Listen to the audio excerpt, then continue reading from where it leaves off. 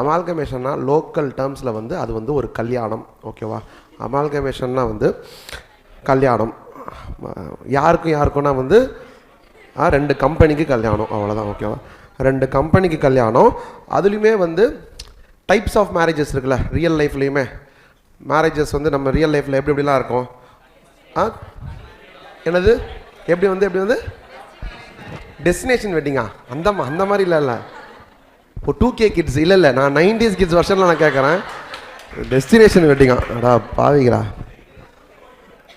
அந்த காலத்தில் 2 கல்யாணம் தான் இருக்கும். ஒன்று அரேஞ்ச் மேரேஜ், இன்னொன்று லவ் மேரேஜ். அதுலேயும் என்ன அப்படின்னா எந்த மேரேஜாக இருந்தாலும் இட் ஆல் அரேஞ்சோ லவ்வோ ஏதோ ஒன்று. ஆனால் கடைசியில் என்ன அப்படின்னா வந்து பொண்ணு வந்து அவங்க வீட்டிலேருந்து பையன் வீட்டுக்கு வரப்போதா, இல்லை பையன் வந்து அவங்க வீட்டிலேருந்து பொண்ணு வீட்டுக்கு போதா, இதுதான் மெயின் மேட்ரு. அதாவது நார்மலாக நடக்கிறது என்ன அப்படின்னா வந்து பொண்ணு வந்து பையன் வீட்டுக்கு போகிறது.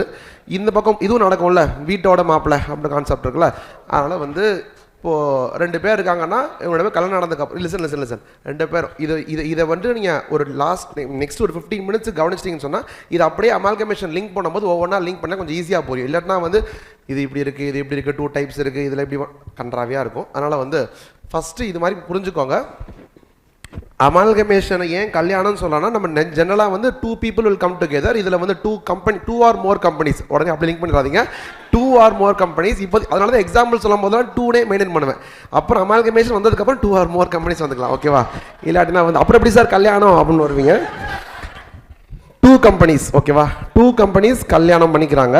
என்ன ஆகுதுன்னா வந்து ஜென்ரலாக என்ன கல்யாணம்னா பையன் வீட்டுக்கு பொண்ணு வந்துடுவாங்க. இல்லாட்டினா வந்து சம்டைம்ஸ் ரேர் அக்கேஷன்ஸில் வந்து பொண்ணு வீட்டுக்கு வந்து பையன் போவாங்க. இல்லாட்டினா இந்த பஞ்சாயத்தை வேணான்னு சொல்லிட்டு என்ன முடிவு பண்ணிடுவாங்க, 2 பேருமே அவங்கவுங்க வீட்டிலேருந்து வெளியே வந்துட்டு தனி கொடுத்தணும் போயிடுவாங்க இல்லையா? கல்யாணம் பண்ணும்போது என்னென்ன ஃபஸ்ட்டு கல்யாணம் பண்ண அடுத்த நாளே வந்து முன்னாடியே வீடை பார்த்து வச்சுட்டு தான் கல்யாணம் பண்ண போகும்போதே வந்து கல்யாண மண்டபத்துலேருந்து அங்கே போவாங்க. எங்கேயாவது போனதானடா திருவிழா நடந்ததானடா பிரச்சனை அப்படின்ற மாதிரி வந்து ஏதாவது ஒரு வேற புது வீட்டுக்கு போயிடுவாங்க. கரெக்டாக இல்லையா? அப்போ அந்த மாதிரி ஒரு கல்யாணம் இருக்குல்ல, பையன் பொண்ணு வீட்டுக்கு போகிறது, பொண்ணு பையன் வீட்டுக்கு, 2 பேருமே அவங்கவுங்க வீட்டை விட்டு வெளியே வந்துட்டு வேற ஒரு வீட்டில் போய் சேர்ந்து வாழ்றது அப்படின்றது இருக்குல்ல. இது எல்லாமே இருக்குது. இதெல்லாம் நம்ம நார்மலாக பார்க்குற கல்யாணமா, ஜென்ரல் லைஃப்பில் பார்க்குற 3மே இருக்குல்ல, 3மே நார்மல் லைஃப்பில் வாழ்கிற கல்யாணம் தான். இதெல்லாமே வந்து யூஸ்வலாக இருக்கிறதுனால இங்கேயும் வந்து நார்மலாக இருக்கிற அமால்கமேஷன். நார்மலாக இருக்க அமால்கமேஷன் என்ன அப்படின்னா amalgamation in the nature of purchase. Amalgamation in the nature of purchase அப்படின்னா என்னன்னு நான் இன்னும் சொல்லவே இல்லை. ஜஸ்ட்டு இப்போ நம்ம சொன்னது எல்லாமே வந்து யூஸ்வல் கல்யாணமாக இருக்குல்ல, யூஸ்வல் கல்யாணம் இருக்கிறதெல்லாம் வந்து இதில் வந்துடும். Amalgamation in the nature of purchase. ஏன்னா கல்யாணத்தில் எப்படி இதெல்லாம் யூஸ்வல் ஃபார்மேட்டோ, பர்ச்சேஸ் தான் அமால்கமேஷனில் யூஸ்வல் ஃபார்மேட். ஒரு கம்பெனி இன்னொரு கம்பெனியை வாங்கிடும். அதனால வந்து கல்யாணத்தில் யூஸ்வல் வந்து கம்பெனியை வாங்குறதுல பர்ச்சேஸ் பண்ணுறது தானே நார்மல். அதனால இந்த நார்மல் அந்த நார்மல் ஈக்குவல். ஓகேவா? அப்போ இன்னொரு வகையான கல்யாணம் அப்படின்னா என்ன அப்படின்னா வந்துட்டு அது வந்து மோஸ்ட் லைக்லி லவ் மேரேஜாக இருக்கணும். அதுலேயும் வந்து ஸ்பெசிஃபிக்காக எப்படின்னா வந்து இப்போ லவ் பண்ணுறோன்னா வந்து எங்கே பார்த்து லவ் பண்ண சான்ஸ் இருக்குது, எங்கெங்கெல்லாம் பார்த்து லவ் பண்ண சான்ஸ் இருக்குது சொல்லுங்கள். School, college, office, academy. ஓகேடா, ரைட்டு. நான் சொல்லலை, அவங்க சொன்னதை ரிப்பீட் பண்ணேன். எவனோ அதை சொன்னால் நான் ரிப்பீட் பண்ணேன். இதெல்லாம் ரெக்கார்டிங் வேறு போயிட்டுருக்கு. ஸ்கூலு, காலேஜு, சரி காலேஜுக்குள்ளே இதெல்லாம் வந்துடுது. ஓகேவா? அப்புறம் வேறு ஆஃபீஸு, பஸ் இல்லையா? ஒரு பக்கம் வந்து என்ன வெட்டிங் சொன்னீங்க, டெஸ்டினேஷன் வெட்டிங்ன்றே. இப்போ பஸ்ஸில் பார்த்துலாம் வரல பண்ணீங்களா? ஓகே, பஸ்ஸு வேறு என்னது நெய்பர். அங்கே வந்து நெய்பர் தான் நமக்கு தேவை. இப்போ இந்த கண்டென்ட்டுக்கு வந்து இப்போ நெய்பர் தான் தேவை. இந்த ஸ்கூலு லவ் அதெல்லாம் ஸ்கூல் காலேஜ்லாம் இல்லை. நெய்பர் லவ் பண்ணுறீங்கன்னு வச்சுக்கோங்களேன், ஐ மீன் யாரோ பண்ணுறாங்கன்னு வச்சுக்கோங்களேன். அதில் வந்து என்ன அப்படின்னா நெய்பர்னா என்ன, பக்கத்து வீடு அப்படின்னு சொல்லுவோம்ல. பக்கத்து வீடுனா ஜென்ரலாக நெய்பர்ன்றது வந்து எய்த்த வீடு, பக்கத்து வீடு, டயகனலாக இருக்க வீடு எல்லாத்தையுமே நான் நெய்பர்னு சொல்லுவோம். ஆனால் இங்கே நம்ம பேச போகிறது என்ன அப்படின்னா வந்து பக்கத்துனா பக்கத்து வீடு, அப்படியே பக்கத்தில். இது ஒரு இப்போ பேசிக்கலி இப்போ இங்கே ஒரு என்ட்ரன்ஸ் இருக்குல்ல, அது இப்போ இப்படி வரதுக்கு பதிலாக அங்கே போனால் இன்னொரு வீடு, ஐ மீன் இந்த கேட்டை திறந்து அந்த பக்கம் இன்னொரு இடம் இருக்குல்ல, அந்த இடம் வந்து இன்னொரு வீடாக இருக்குன்னு வச்சுக்கோங்களேன். டோரை திறந்து இப்படி வந்தால் இந்த வீடு, டோரை திறந்து அந்த பக்கம் போயிட்டோம்னா ஒரு காமனாக ஒரு நடுவில் ஒரு செவரு மட்டும் இருக்குன்னு வச்சுக்கோங்க. அந்த மாதிரி பக்கத்தில் இருக்கிற நெய்பர்ஸ் வந்து சப்போஸ் லவ் பண்ணுறாங்கன்னு வச்சுக்கோங்களேன். அது ஒரு கல்யாணம் பண்ண போகிறாங்க. அப்படி இருக்கும்போது இப்போ இந்த பஞ்சாயத்து கிடையவே கிடையாது. பஞ்சாயத்து என்ன, இவன் வீட்டிலேருந்து அவன் வீட்டுக்கு போகிறதுக்கா, அவன் வீட்டிலேருந்து அவன் வீட்டுக்கு போகிறதுக்கா அப்படின்ற பிரச்சனையே கிடையாது. ஏன்னா ரெண்டு பேருமே எங்கே இருக்காங்க, பக்கத்தில் இருக்காங்க. இப்போ சேர்ந்து வாழணும். அதுக்கு என்ன பண்ணலாம், இப்போ செவுத்தை இடிச்சு விட்டானா முடிஞ்சு போச்சு. கரெக்டா இல்லையா? இந்த செவுறு தான் பிரச்சனை. இப்போ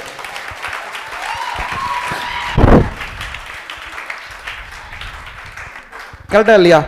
எதுக்கு யார் எங்கே போகிறாங்களோ அவங்க வந்து அந்த அடுத்த பர்சன் கண்ட்ரோலில் வர மாதிரி. பொண்ணு அங்கே போயிடுச்சுன்னா பொண்ணு வந்து அவங்க வீட்டில் கண்ட்ரோல் வர மாதிரி ஆயிரும். பையன் அங்கே வந்ததுன்னா சொல்லவே தேவையில்லை, முடிஞ்சு போச்சு. வாங்க வாங்க வாங்க வாங்க, முக்கியமான கல்யாணம்லாம் முடிஞ்சு போச்சு. இப்போ வராங்க. இப்போ நம்ம திடீர்னு கல்யாணம் பற்றி பேசிட்டு இருப்போம். எதுக்கு மேம் கல்யாணத்தை பற்றி பேசிட்டு இருக்காங்க? ஸோ இந்த பஞ்சாயத்தை வேணான்னு சொல்லிட்டு நீயும் இங்கே கிளம்பி வர வேணாம், நானும் அங்கே கிளம்பி வரல. நடுவில் இருக்கிறது என்ன மட்டும்தான், நம்ம ரெண்டு பேருக்கு நடுவில் இருக்கிறது இந்த ஒரு செவரு மட்டும்தான் அப்படின்னு சொல்லிட்டு அந்த செவரை வந்து இடிச்சுட்டு அந்த வீடு அப்படியே கம்பைன் ஆயிருமா. இது அந்த சிச்சுவேஷனுக்கும் இந்த சிச்சுவேஷன் யோசித்து பாருங்க. பையன் பொண்ணு வீட்டுக்கு வந்தாலும் சரி, பொண்ணு பையன் வீட்டுக்கு வந்தாலும் சரி, கண்டிப்பாக அந்த வீட்டில் இருக்க எல்லா பொருளையும் எடுத்துகிட்டு வர மாட்டாங்க. ஏன்னா அங்கே அப்பா அம்மா இருக்கணும்ல, அப்புறமா எல்லாத்தையும் எடுத்து வர முடியாது. என்ன எடுத்து வருவாங்க, அவங்களுக்கு தேவையான இல்லை ரெண்டு பேருக்கும் தேவையான பொருளை மட்டும் எடுத்துகிட்டு வருவாங்க. கரெக்டாக இல்லையா? நார்மல் இந்த இதில் யூஸ்வல் கல்யாணத்தில் பொண்ணு என்ன வரும், அவங்களோட ட்ரெஸ்ஸஸ் எடுத்து வரனா அப்போ உடனே வந்து ஜுவல்ஸ் டவுரி அப்படின்னு இருக்காங்க. ட்ரெஸ்ஸு அதை எடுத்துகிட்டு வரணும்ல, அவங்க போட வேண்டிய ட்ரெஸ் அவங்க தானே போடணும். அப்புறம் அவங்க வீட்டில் விட்டு எடுத்துக்காதுன்னா அப்போ அவங்களுக்கு தேவையான ட்ரெஸ்ஸை கொண்டாடுறாங்கன்னு வச்சுக்கோங்க. இல்லை பையன் இங்கேருந்து போகிறான்னா வந்து பையன் அவனுக்கு தேவையான அவனோட ஐட்டம்ஸ்லாம் என்னவோ அது தேவையான ஐட்டம்ஸ் மட்டும் எடுத்துகிட்டு கொண்டு போக போகிறான். புதுசாக வீட்டுக்கு போனால் கூட சரி இதெல்லாம் வந்து எங்கள் வீட்டில் கொஞ்சம் எக்ஸ்ட்ராவாக இருக்குது, இது தேவையில்லை, எனக்காக வாங்கி வச்சது. அதே மாதிரி அவங்களும் இதெல்லாம் எனக்காக வாங்கி வச்சது, இது எல்லாத்தையும் எடுத்துகிட்டு வந்துடுவோம், பேரண்ட்ஸ்க்கு தேவையில்லை அப்படின்றாங்கல்ல, அப்படி போகலாம். அப்போ இந்த 3 இதுலேயுமே இந்த இதில் தேவையான பொருளை மட்டும் கொண்டு வரோம். கரெக்டாக இல்லையா? தேவையில்லாத விட்டுட்டு வந்துடுறோம். கரெக்டாக இல்லையா? ஆனால் அந்த இடிக்கிற கான்செப்டில் தேவையுள்ள அணி தேவையில்ல அணி ஒன்றும் கிடையவே கிடையாது. எல்லாமே இருக்கும் இந்த வீட்டில், இதெல்லாம் இருக்குது. இப்போ இந்த பொருள் தேவையில்லைனாலும் இப்போ இங்கே இருக்குது, அவ்வளோதான். இதை நான் யூஸ் பண்ண போகிறேன்னா, இப்போ நான் வேறு வீட்டுக்கு குடி போகும்போது எடுத்துகிட்டு போக மாட்டேன். ஆனால் வந்து இப்போ இடிச்சு தானே வர போகிறோம், இடிச்சு வரதுனால இது இங்கே இருக்கா, அது அப்படியே இருக்கும். கரெக்டாக இல்லையா? அதே மாதிரி அந்த வீட்டில் அவங்களுக்கு தேவையில்லாத பொருள் கூட இருக்கலாம், ஆனால் வந்து அதை வந்து விட்டுட்டுலாம் வர முடியாது. ஏன்னா நாங்கள் என்ன பண்ணியிருக்கோம், இப்போ செவரை தான் இடிக்கிறோன்ற போது இந்த வீட்டில் என்னென்ன இருக்கோ அதெல்லாமே இருக்கும், அந்த வீட்லேயும் என்னென்ன இருக்கோ அதெல்லாமே இருக்கும். அது மட்டும் இல்லை, என்னென்ன இருக்கோ அதெல்லாம் அப்படியே இருக்கும். அதாவது ஒரு ஏசி இங்கே மாட்டிக்கணும்னு சொன்னால் இந்த ஏசி இங்கே தான் இருக்கும், கலட்டவே போகிறதில்ல, அப்படியே தான் இருக்க போகுது. அந்த வீட்டில் வந்து ஒரு டிவி எங்கேயோ வச்சு ஒரு கார்னரில் வச்சுருக்காங்கன்னு சொல்லுங்க, அந்த டிவியை நகர்த்த கூட போகிறதில்ல. ஏன்னா நம்ம என்ன பண்ணுறோம், செவுத்து தான் இடிக்கிறோம். அப்போ அங்கே இருக்கிற எல்லாமே அப்படியே இருக்கும், அங்கே இருக்கிற எல்லாமே இருக்குன்றது ஒரு பாயிண்ட்டு, எப்படி இருக்கோ அப்படியே இருக்குன்றது ஒரு பாயிண்ட்டு. கரெக்டாக இல்லையா? எப்படி இருக்கோ அப்படியே இருக்குன்றது பாயிண்ட். 2 பாயிண்ட் ஞாபகம் வச்சுக்கோங்க. எல்லாமே இருக்குன்ற பாயிண்ட்டையும் ஞாபகம் வச்சுக்கோங்க. எப்படி இருக்கோ அப்படி அப்படின்னா என்னது, பொசிஷன் கூட மாறாமல் அப்படியே இருக்கும். ஏன்னா இடிச்சு வருது செவரு தான். கரெக்டாக? இதை நீங்கள் பார்த்துட்டீங்கன்னு சொன்னால் அப்போ இந்த மாதிரி ஒரு ஸ்பெஷல் டைப் கல்யாணம், நெய்பர்ஸ் பக்கத்து வீடு செவுத்தை இடிச்சு விட்டு எது எங்கெங்கே இருக்கோ அதை அப்படியே வச்சுக்கிட்டு அது எங்கெங்கே இருக்கோ அப்படியே வச்சுட்டு இவங்க சேர்ந்து வாழ்ந்தாங்கன்னு சொன்னால் அது வந்து அமால்கமேஷன் நேச்சர் ஆஃப் மர்ஜர். ஓகேவா? மர்ஜர் அப்படின்னா வந்து பேர்லேயே இருக்குல்ல, மர்ஜர்னா 2 ஜாயின் ஆகிறது. செவரு இடிச்சு விட்டா என்ன ஆயிடுது, 2 வீடும் ஜாயின் ஆயிடுது. மர்ஜர், ஜாயினுக்கு மர்ஜ்னு ஒரு மீனிங் இருக்குல்ல, ஜாயின் மர்ஜ் எல்லாம் ஒரே வீடு தானே. ஸோ மர்ஜர் அப்படின்றது ஜாயின் பண்ணுறது. பர்ச்சேஸ்ன்றது பேர்லேயே இருக்குது. இந்த கம்பெனி அந்த கம்பெனியை வாங்குது அப்படின்ற மாதிரி எனக்கு கல்யாணத்தில் லிங்க் பண்ணிக்காதீங்க. இந்த கம்பெனி அந்த கம்பெனியை வாங்குது, அல்ல அந்த கம்பெனி இந்த கம்பெனியை வாங்குது, ஆர் 2 கம்பெனியுமே வேற ஒரு கம்பெனி வாங்குது. என்ன நம்ம 2 பேரும் நம்ம வெளியே வந்துடுவோம், வீட்டை விட்டு வெளியே வந்துடுவோம், புதுசாக ஒரு வீட்டுக்கு போயிட்டு அங்கே கூடி இருப்போம் அப்படின்ற மாதிரி சொல்கிறோம்ல. அப்படி பார்த்தா என்னன்னா அந்த ஒரு பர்டிகுலர் வீடு இங்கே இருக்க அந்த பையனையும் அந்த இருக்க பொண்ணையும் எடுத்துக்கிட்ட மாதிரி இருக்குது. அவங்க அந்த பொருளெல்லாம் எடுத்துகிட்டு வர மாதிரி இருக்குது. கரெக்டாக இல்லையா? அப்படின்னா எதர் திஸ் பர்சன் இஸ் பர்ச்சேசிங்ன்ற மாதிரி வருது, இல்லை திஸ் பர்சன் இஸ் பர்ச்சேசிங் மாதிரி இருக்குது. இல்லை 2 பேரையுமே வந்து வேற ஒருத்தவங்க பர்ச்சேஸ் பண்ண அவங்க விருப்பப்பட்டு தான். நம்மளை 2 பேரும் அந்த வீடு ஒரு வாடகைக்கு எடுத்து அந்த வீட்டுக்கு போயிடலாம், சேர்ந்து தான் முடிவு பண்ணுறாங்க. அப்போ இங்கேயும் வந்து சேர்ந்து முடிவு பண்ணுறதான். இந்த 3மே வந்து எதில் வந்துடுது, amalgamation in the nature of purchase. செவுத்தை இடிச்சு விட்டு வந்தீங்கன்னா மர்ஜர். அது ஏன் செவுத்து இடிச்சு வந்து சொல்கிறேன்னா, இந்த கேஸில் நான் இல்லை, நீங்கள் யாரோ ஒருத்தவங்க, நீங்கள் வந்து கல்யாணம் ஆகும்போது உங்களுக்கு தேவையான பொருளை எடுத்துட்டு போவீங்க, பொண்ணு வந்து தேவையான எடுத்துட்டு வரும். கரெக்டாக இல்லையா? செவுத்தை இடிச்சுட்டு வரும்போது தேவையானதெல்லாம் பார்க்க மாட்டீங்களா, எல்லாமே இருக்கும்ல. அப்போனா இந்த கேஸில் அமால்கமேஷன் நேச்சர் ஆஃப் மர்ஜரில் all assets and liability should be taken over. அங்கே அப்படி கிடையாது. அங்கே வந்து தேவையான அசெட் தேவையான லைபிலிட்டியை மட்டும் you have to take over. அது முடிவு பண்ணிப்போம், எனக்கு இந்த அசெட்லாம் ஓகே நான் எடுத்துக்கிறேன், இதெல்லாம் வந்து வேல்யூவே இல்லாத அசெட், இது எனக்கு வேணாம். லைபிலிட்டியில் வந்து நீ இத்தனை லைபிலிட்டி வச்சிருக்க, இந்த லைபிலிட்டிலாம் நான் பொறுப்பாக முடியாது, இந்த சில லைபிலிட்டிஸ் நான் எடுத்துக்கிறேன், நான் டேக் ஓவர் பண்ணி பே பண்ணிக்கிறேன் அப்படின்னு அக்ரி பண்ணி அமௌண்ட் எடுப்பாங்க. அதே மாதிரி அக்ரி பண்ணி எடுக்கிறதுனால அமௌண்ட்டையும் அக்ரி பண்ணுவாங்க. அதாவது இந்த அசெட்டை வந்து நீ போட்டு வச்சிருக்க புக் வேல்யூ எப்படி, அந்த புக் வேல்யூ நான் நம்ப முடியாது, நீ இஷ்டத்துக்கு ரீவேல்யூ பண்ணியிருப்ப, இஷ்டத்துக்கு ரீவேல்யூ பண்ணி வச்சிருப்ப, அதனால் அதெல்லாம் பார்க்க மாட்டேன். As on date fair value என்ன இருக்குது அப்படின்றதும், இல்லை சர்டன் டைம்ஸில் வந்து புக் வேல்யூவே கரெக்டாக கூட சான்ஸ் இருக்குது. அப்போ நான் வந்து ஃபேர் வேல்யூ புக் வேல்யூ ஏதோ ஒன்று, ஆனால் அக்ரி பண்ணிப்போம், நீயும் ஒத்துக்கணும் நானும் ஒத்துக்கணும் அப்படின்ற மாதிரியான ஒரு வேல்யூவில் எடுத்துகிட்டு வருவாங்க. இதில் அமௌண்ட் பர்ச்சேஸில் கரெக்டாக, ஏன்னா பர்ச்சேஸில் எடுத்துகிட்டு வர வேண்டிய அவசியம் இருக்குது. அப்போ ஒவ்வொன்றுத்துக்கும் அதோட வேல்யூ என்னன்றதை முடிவு பண்ண வேண்டிய அவசியம் இருக்குது. அப்போ வந்து அது வந்து ஃபேர் வேல்யூவில் டேக் ஓவர் பண்ணுற மாதிரி இருக்கும். ஆர் ஃபேர் எப்போவுமே ஃபேர் வேல்யூவாக இல்லை, சில அசெட்ஸ் ஃபேர் வேல்யூவாக இருக்கும், சிலர்கிட்ட புக் வேல்யூவாக இருக்கும். அதனால் என்ன சொல்லிடலாம், அக்ரீடு வேல்யூன்னு பொதுவாக ஓகேவா. அக்ரீடு வேல்யூன்னு சொல்லிங்கன்னா வந்து ரெண்டு பேரும் அக்ரி பண்ணுற வேல்யூ. அக்ரீடு வேல்யூனா ஒன்றும் புதுசாக ஒன்றும் இல்லை, அக்ரீடுனா என்னது, அக்ரி பண்ணிக்கிற வேல்யூ இல்லையா, அக்ரீடு ஓகேவா.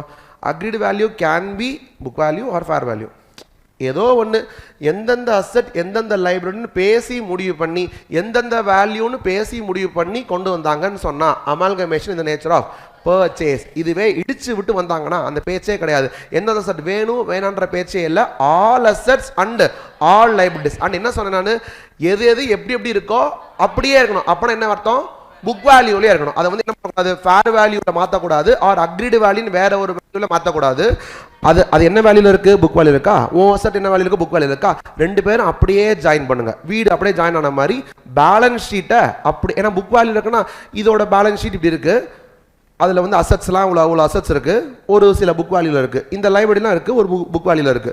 இவனுக்கு அசெட் இவனுக்கு லைபிலிட்டி இருக்கு, இது ரெண்டுத்தையும் ஜாயின் பண்ணோம்னா ஒரு கம்பைண்டாக ஒரு பேலன்ஸ் ஷீட் வருமா. இந்த அசெட்ஸ் எல்லாம் புக் வேல்யூ, அந்த அசெட்ஸ் எல்லாம் புக் வேல்யூ சேர்ந்து அசெட்ஸ் ஆயிரும். இந்த லைபிலிட்டிஸ் எல்லாம் புக் வேல்யூ, அந்த லைபிலிட்டிஸ் எல்லாம் புக் வேல்யூ சேர்ந்து மொத்தமாக வந்துடும்.